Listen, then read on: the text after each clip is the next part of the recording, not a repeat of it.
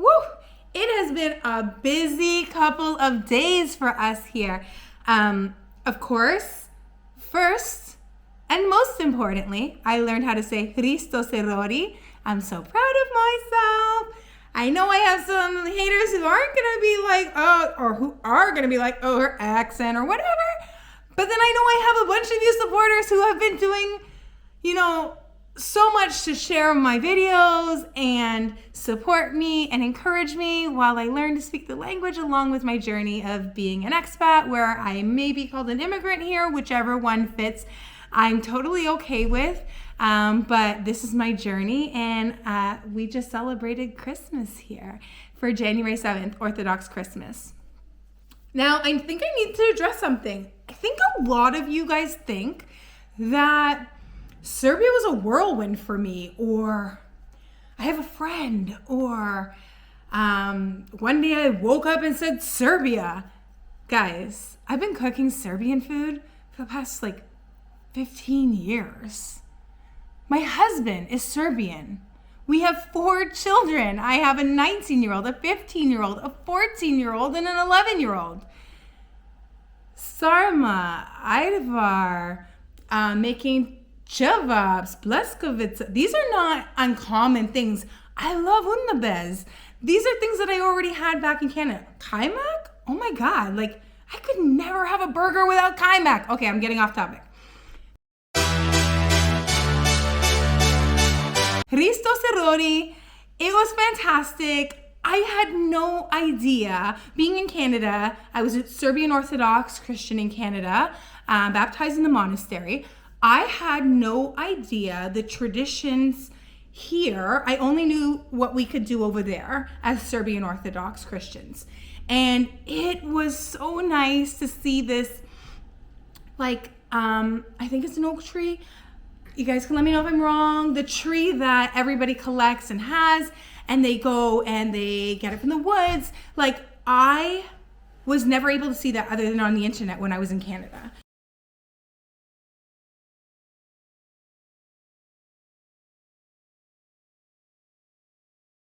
So that I loved.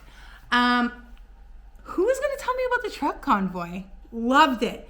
I woke up to the sound of trucks blowing their horn. I just hear trucks everywhere. I'm like, what is going on? I stumble, get to the window. This is what I saw. Christmas in Serbia.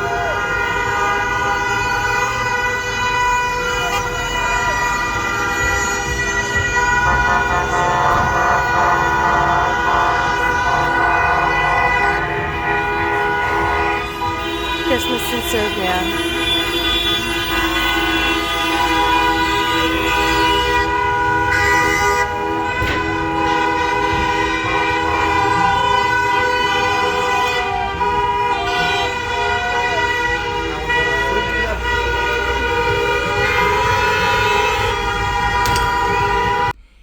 Honestly, the feeling of Christmas on the 7th was always more holy and religious for us in Canada, but it was that much more being in Serbia and celebrating it here with the family. And that's why when I say I'm not new, guys, my husband left the war here and moved to Canada just before, unfortunately, the NATO bombing. So he is fortunate that he left. I'm saying unfortunate for the bombing, but he was born and raised here, and then we were together for a while in Canada before Nicole came up with this great idea that we're gonna move to Serbia. It wasn't even his idea. It was mine. I'm not letting him take the credit. It was my idea. Okay, so let's talk about Christmas. So I'm seeing this convoy of trucks. I'm like, oh my God, that's so cool. And then we got ready and we headed over to my aunt's, Tetka's house, and we celebrated by having food, eating lunch together. There's a bread. I don't know the name. And I don't want to cheat by asking my husband and saying what's the name? And then telling you. But there's a bread, and everybody there at the Christmas lunch or dinner, you hold the bread and you turn it. and you turn it, you turn it, you turn it, and you say the Father's name, the Father's prayer, Our Father. And at the end of it, everyone pulls off their piece. Now, for the Serbs, you're like, why are you explaining this to me? But I definitely have a lot of subscribers who are not Serbian and who are considering Serbia or maybe other places or just interested. And so when you pull off this piece of bread, there's a coin. Whoever gets that coin in their piece is going to have prosperity, love and prosperity and health for the year. So fortunately this year, my husband got the coin. I was like, yes, yes, yes. Anyone who knows me knows that we need some luck on our side. We've had it rough for a little while. I'm excited to have some luck on our side. Anyways, we talked, we laughed, we sang, and we had a meal with my brother-in-law and sister-in-law who also moved from Canada a month before we did.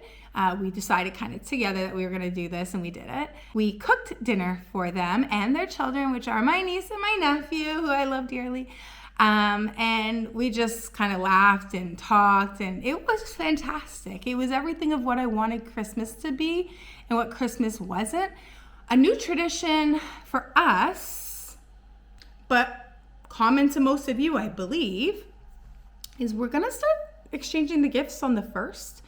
That's what is done around here on New Year's. It's when you exchange the gifts rather than on, let's say, like December 25th for the Catholics or January 7th.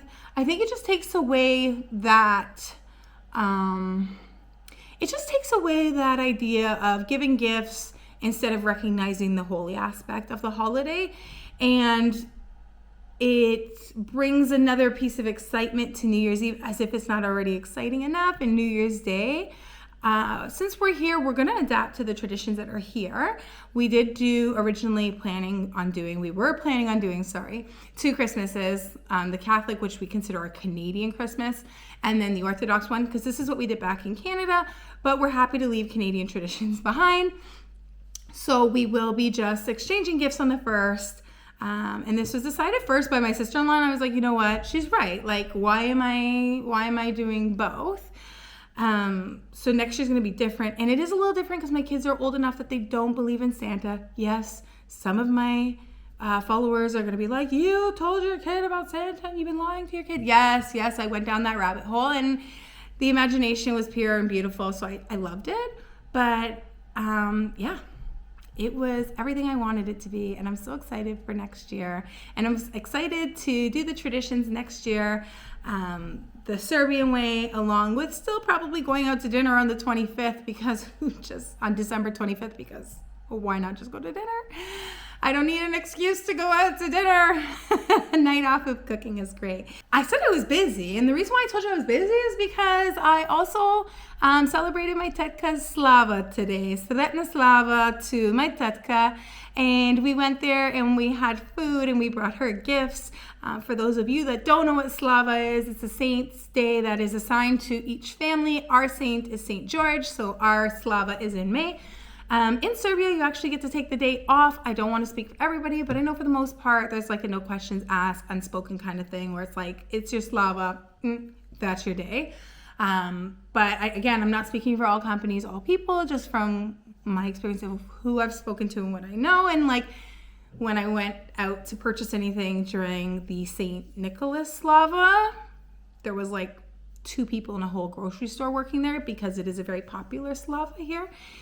Anyways, on the Slava, you eat great food, and again, you're just with family, and we did that tonight, which is why it's been busy. Anyways, I just wanted to share my little Christmas and Slava experience. I promise you, my next video is on the racism, which does not exist in Serbia, and I'm so excited to share it with you. I also wanted to tell you guys a quick story because you know that I'm learning Serbian and it's a bit of a slow process for me. Maybe I'm hard on myself. We've only been here for about a month and a bit, and I feel like I should be speaking fluent Serbian. I guess part of that being hard on myself is how long I've been with my husband and not speaking it. But anyways, I just want to tell you a quick story. I was so proud of myself. I had just learned Ovako from my husband. Literally 5 or 10 minutes prior, I said I have to go to the washroom, the restroom. I go in there, And there's an older lady who I would call a baka, and she's, you know, trying to wash her hands. And it's an automated sink faucet. So she's putting her hands under and nothing's happening. So she's removing her hands too quickly and she's like, steradish. And I had just learned that ovako means like that. So I put my hands under the water and I said, ovako. I was so proud of myself. I like ran back to the car to tell my husband. I was like, look, I did it. Anyways, I just wanted to share that with you guys because I wanted to tell you the excitement is real and learning the language and the culture and being here and being in everything. And thank you all for watching. I can't wait to post again. See you next Monday. And again, we're talking about racism, which does not exist. I can't say from everybody, but I'm talking for the most part. Ciao. Vidimo se. Okay. Tata, what's the grass for? Yeah, Tata. What's the grass for? Hello, what's the grass for? Hello? Ask the lady of the house. It's the spy. Pita i ona We're gonna eat it. šta služi trava? To je pšenica. To je da ti donosi zdravlje, da ti This donosi is novce. for the health of the house, money in the house, and it's not grass, it's wheat. This bread, this bread here, Eat your sarma. everybody holds on to it in a circle. Is it a prayer that said? Yeah, it's, no, Yes. it's not a prayer. It's The creed? No, it's Ochana, our Father. Which is a prayer. the Lord's Prayer. The Lord's Prayer. Okay, so called the Lord's sorry about Prayer. my brother-in-law. Father. He's No, don't be sorry. he's our special one.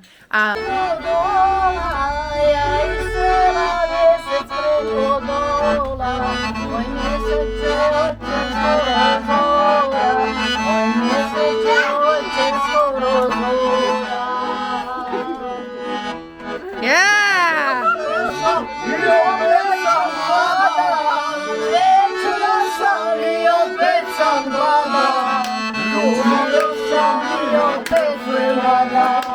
Oh, nice.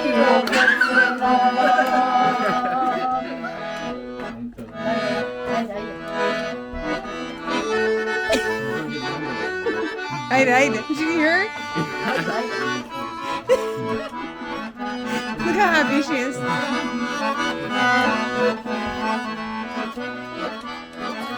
Aww.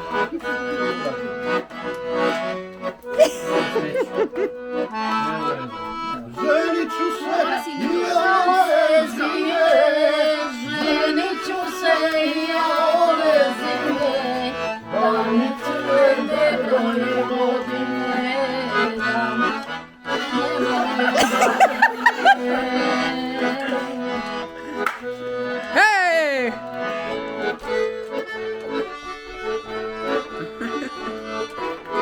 Puffing her cigarettes, so Serbian. So happy. You just gotta hold it back. I know.